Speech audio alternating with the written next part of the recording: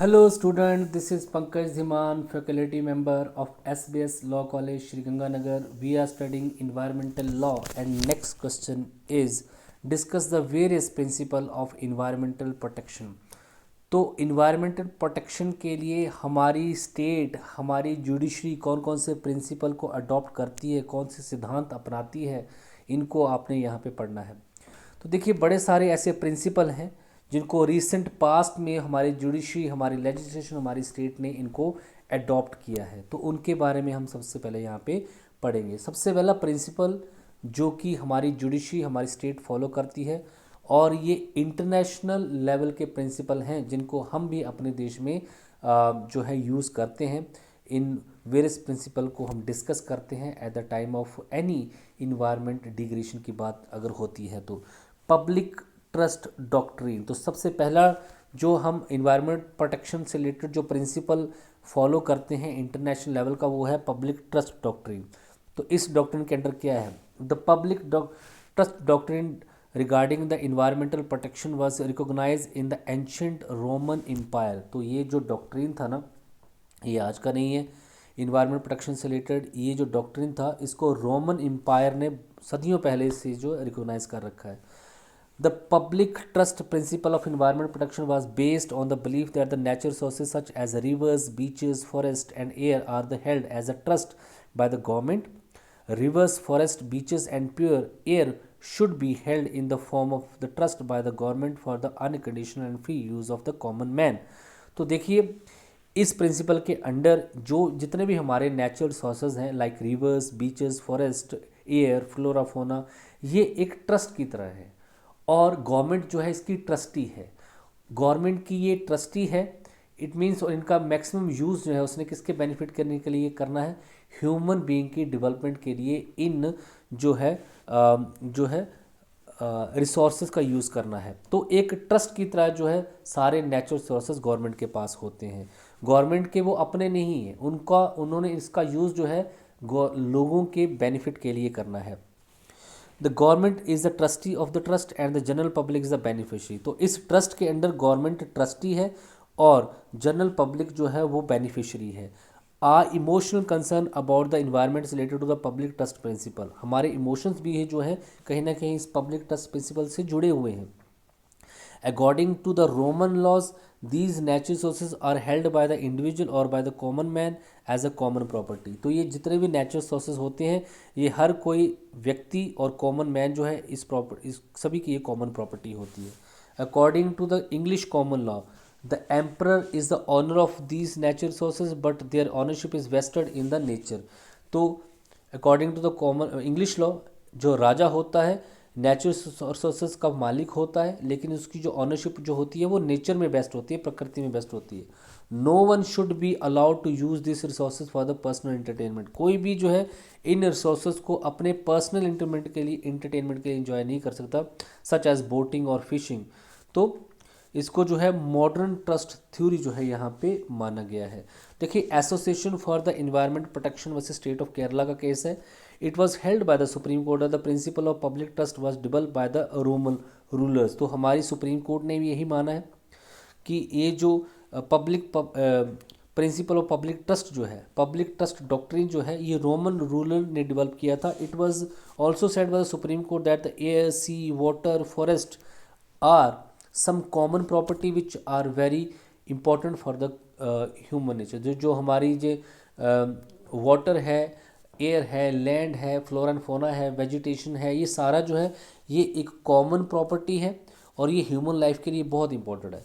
The government is the trustee of the properties, it is a duty of the government to protect these properties. तो government इसका trustee है और ये government की जिम्मेवारी बनती है कि इस प्रॉपर्टी को जो है प्रोटेक्ट करे। जैसे एक ट्रस्ट होता है, ट्रस्ट में एक प्रॉपर्टी इंटरेस्टेड की जाती है ट्रस्टी को, तो वो उसकी जिम्मेवारी होती है कि वो उस प्रॉपर्टी को मैनेज करे, उसको प्रोटेक्ट करे और उसका मैक्सिमम जो बेनिफिट है वो उस बेनिफिशरी को दे। तो इस कंडीशन में यहाँ पे जो प्रॉपर्टी है, जो नेचुरल रिसोर्सेज हैं, वो जो है गवर्नमेंट की प्रॉपर्टी है एज ए ट्रस्ट और ये जो प्रॉपर्टी है for the beneficial use of the people ही यहाँ पे करना है। The summary of the public trust principle is that the air, sea, rivers, natural springs, water, forest are so important to the general public that it is completely inappropriate to make them subject matter of private entertainment। तो summary क्या है कि जितने भी ये natural sources हैं, water हैं, forest हैं, ये सारे जनरल पब्लिक के हैं और इनको पब्लिक इंटरटेनमेंट के हाथ में नहीं जाना चाहिए। ऑब्वियस सी बात है, अगर आप इनको सभी को प्राइवेट कर देंगे तो हर कोई जो इनको एक्सप्लॉइट करने की कोशिश करेगा और इनसे पैसा कमाने की कोशिश जो है वहाँ पे करेगा। इसके अलावा एक बहुत ही इंपॉर्टेंट केस है एमसी मेहता वसी कमलनाथ का केस है।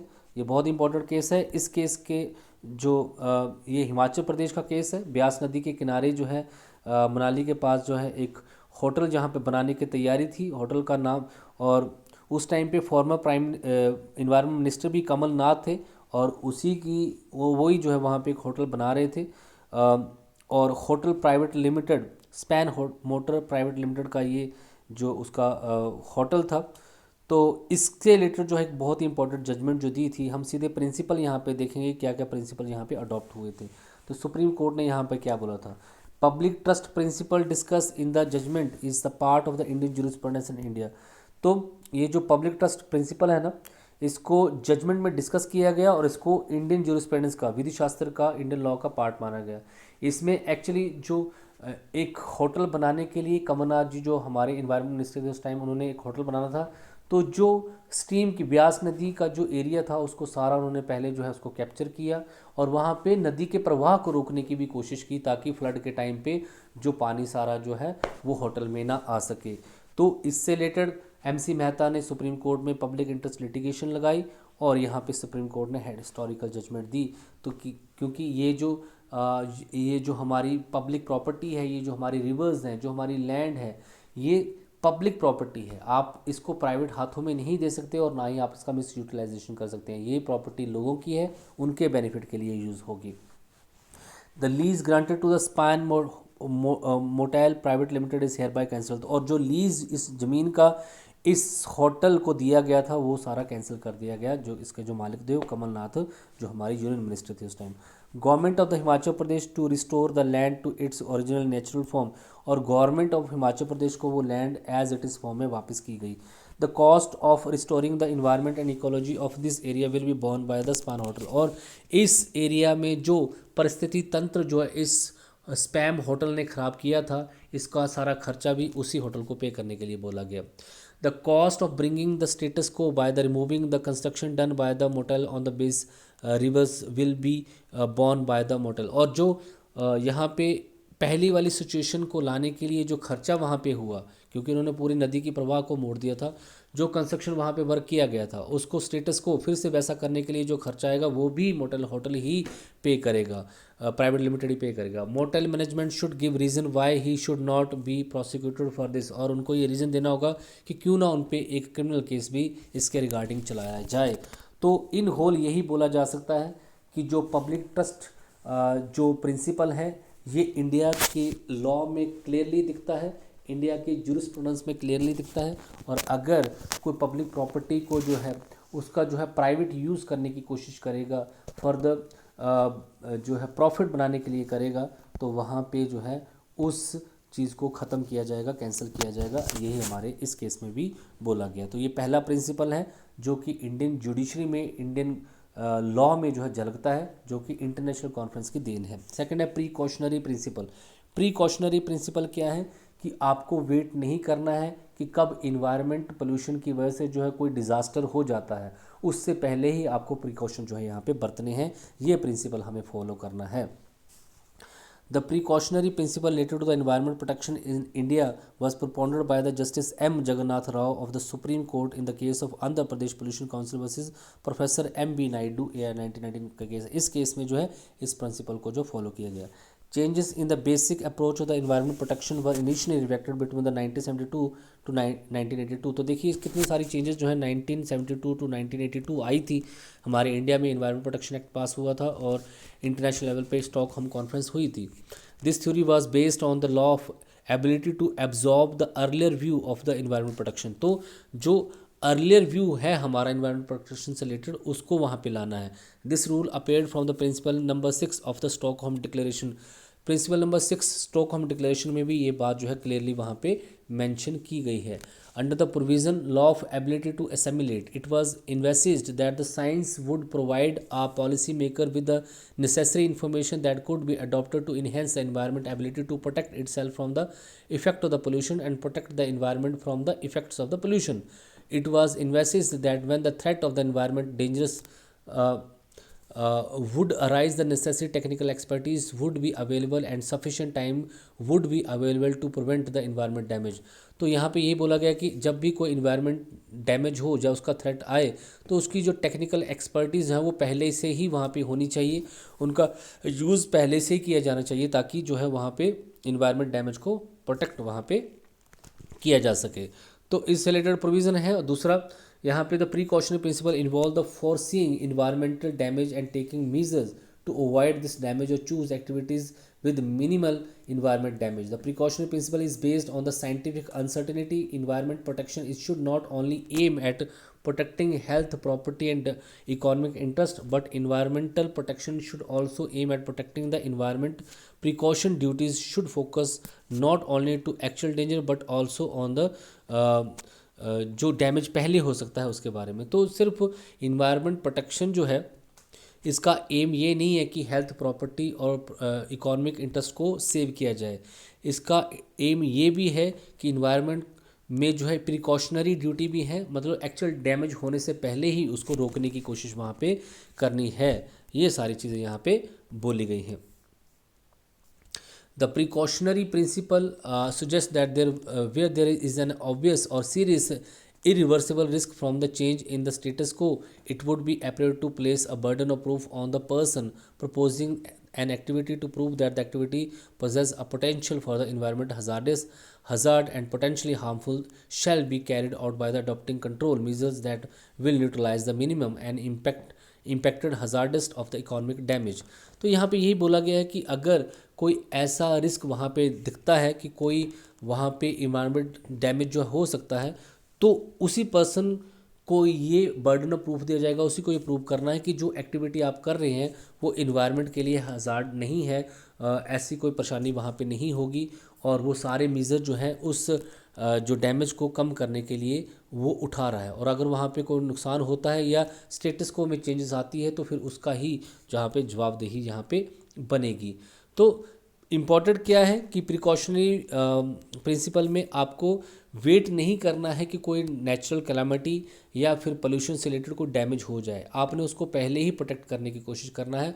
वो साइंटिफिक मेजर्स सारे अडॉप्ट करने हैं जिससे आप अवॉइड कर सकें उस आने वाले खतरे को.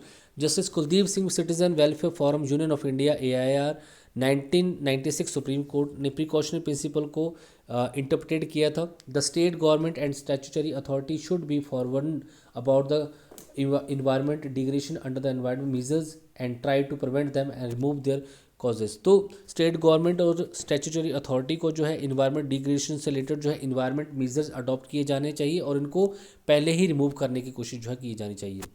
Where there is a risk of serious and irreversible damage, अगर वहाँ पे कहीं रिस्क है किसी भी पर्सन की एक्टिविटीज़ की वजह से जो कोई ऐसा सीरियस थ्रेट हो सकता है एनवायरनमेंट को या फिर वो इनरिवर्सिबल है जिसको हम वापस उस टाइम पे रोक नहीं सकते उस टाइम पे, the lack of scientific certainty should not be used as a reason to postpone the environment degradation. तो उस जगह पे ये नहीं बोला जा सकता कि हमारे पास साइंटिफिक जो है सर्टिनिटी नहीं है या हमारे पास उस तरीके की साइंटिफिक सिचुएशन नहीं है, उसको पहले से ही वहाँ पे यूज़ किया जाना चाहिए. अगर है और नहीं है तो उसको डेवलप करना चाहिए.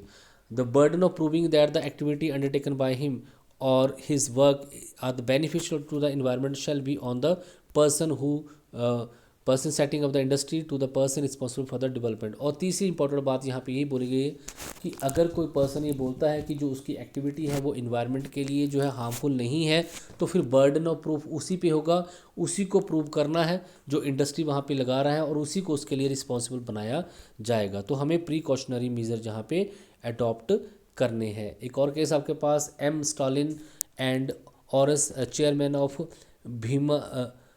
Bhimavaram municipal corporation. The Andhra Pradesh high court observe that the construction of slaughter house which cause large scale pollution can not be permitted.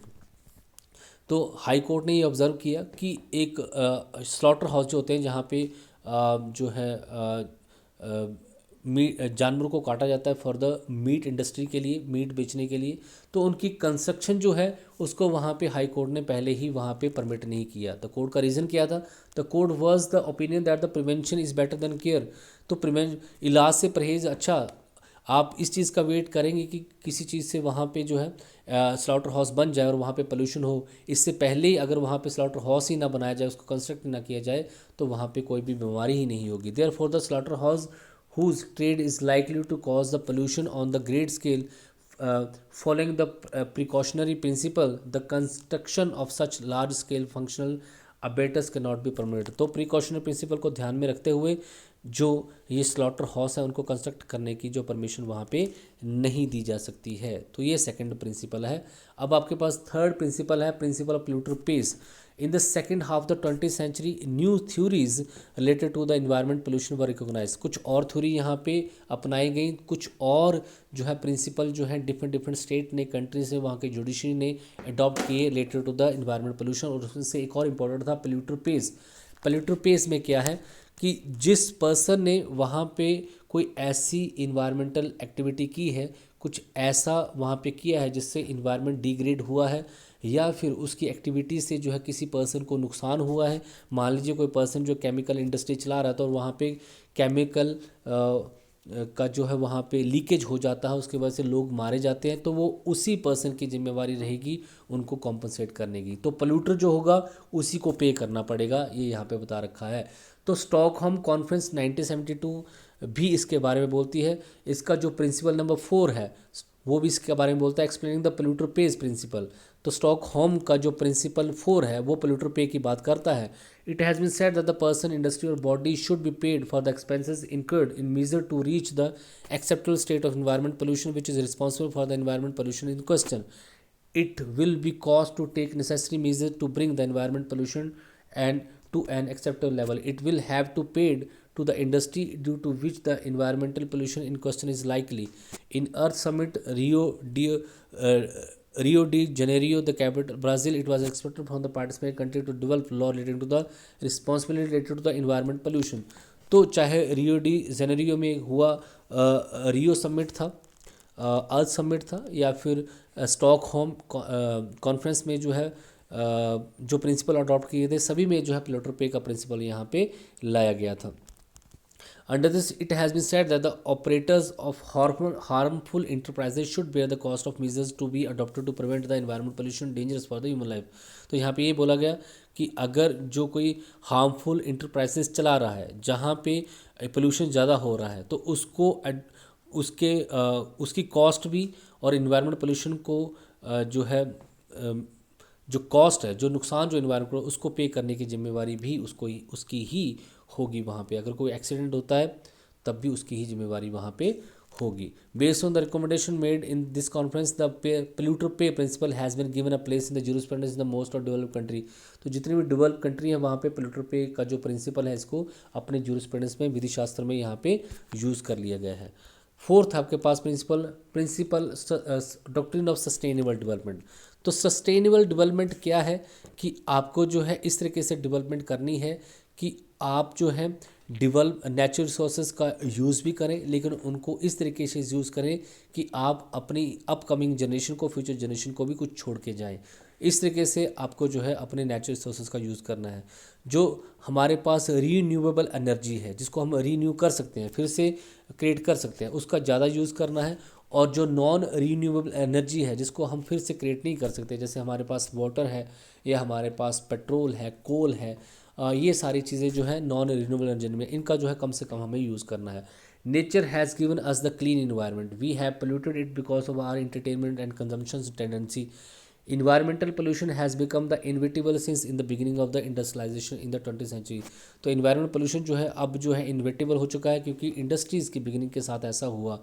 Human need and scientific progress has played a significant role in the environment pollution। Due to that, the development of the chemical industry, food industry, textile industries, pharmaceutical industries, other industries toward the products generated in these industries, the waste and effluent generated in the form of product are threaten the health of human life. तो जो भी waste यहाँ से in industry से निकलते हैं वो human life के लिए कहीं ना कहीं जो है प्रॉब्लम क्रिएट करते हैं। The real problem is to develop measures by which environment pollution can be eliminated to prevent the minimum level. Scientific inadequacy or incompetence has emphasized the adoption of measures to determine the potential threat to the human life or the environment pollution. तो ये सारी यहाँ पे बातें की गई हैं। The major problem in this regard is how to protect the environment and ecosystem from being polluted along with the industrial development. Major problem क्या है? सस्टेनेबल डेवलपमेंट क्या बोलता है कि सबसे बड़ी दिक्कत तो पहले ये है कि किस तरीके से हम इन्वायरमेंट को प्रोटेक्ट कर सकें, इकोसिस्टम को प्रोटेक्ट कर सकें, और किस तरीके से हम इंडस्ट्रियल डेवलपमेंट भी साथ साथ कर सकें। Not all industries can shut down to determine the environment pollution. सभी इंडस्ट्रीज़ को बंद नहीं किया जा सकता इन्वायरमेंट पोल्यूशन के लिए। Appropriate measures to be prevent the environment pollution. तो हमें करना क्या चाहिए कि हमें अप्रोप्रिएट मेजर्स, मापदंड वहाँ पे जो है यूज़ करने होंगे for the prevent the environment pollution. यही इसका सोल्यूशन है। We have to develop the measures to reconcile the environment pollution and industrial development. The summary of sustainable development theory is that the industrial development is essential for the country economy, but at the same time it also necessary to protect the environment and ecosystem. तो sustainable development की theory यही बोलती है कि हमें industrial development को भी चलाना है और देश का इकोनॉमिक सिस्टम को भी मजबूत करना है। साथ के साथ हमें अपने देश का इन्वायरमेंट और इकोसिस्टम भी जो है वो जो है यहाँ पे सेव करना है। The pollution generated as a result of development should be equal to the carrying capacity और इकोसिस्टम। तो जो पोल्यूशन जनरेट हो रहा है डेवलपमेंट के लिए वो हमारे इकोसिस्टम को भी कहीं ना कहीं ख़राब कर रहा है। The main goal of the theory of the sustainable development to keep the environment away from the pollution while encouraging the development. तो मेन गोल क्या है सस्टेनेबल डेवलपमेंट का कि हमें इन्वायरमेंट को भी पोल्यूशन से फ्री करना है और डेवलपमेंट को भी इनकरेज करना है। तो ये सारी चीज़ें हमें यहाँ पे करनी है। नेक्स्ट आपके पास थ्योरी ऑफ बैलेंस। तो economic development is an important problem facing environment protection. तो जो इन्वायरमेंट डेवलपमेंट है जो है इम्पॉर्टेंट प्रॉब्लम है जो कि इन्वायरमेंट प्रोटेक्शन से रिलेटेड है। Today the establishment of industries and the factories has become necessary for the economic development, then it is natural to have pollution from the industries and factories. तो आज के time पे industries को establish करना भी ज़रूरी है ताकि इन इकोनॉमिक डेवलपमेंट हो सके, और अब ये नेचुरल है कि वहाँ पे फिर इससे जो है पोल्यूशन होगा ही होगा इंडस्ट्रीज और फैक्ट्रीज से। In such a situation it has been observed by the Supreme Court in the case Bombay Dye and the manufacturing company limited environmental action group that where there is a talk of the environment protection on the one hand, the economic development on the other hand. तो जब हम बात करते हैं environment protection की तो हमें दूसरे हाथ पे ये भी बात करनी होगी कि इकोनॉमिक डेवलपमेंट भी करना है। Effort should be made in maintaining a balance between this two. तो हमें कोशिश क्या करनी चाहिए कि इन दोनों के बीच में एक बैलेंस जो है बनाया जाए। इसको ही प्रिंसिपल ऑफ बैलेंस की थ्योरी जो है यहाँ पे बोला जाता है। तो ये कुछ प्रिंसिपल है जो कि नॉट इवन इंडिया ने, जो डिफरेंट कंट्रीज़ है वर्ल्ड की, उन्होंने अडॉप्ट किए हैं ताकि इन्वायरमेंट को जो है क्लीन और जो है फ्री फ्रॉम द पोल्यूशन जो है रखा जाए। Thank you so much.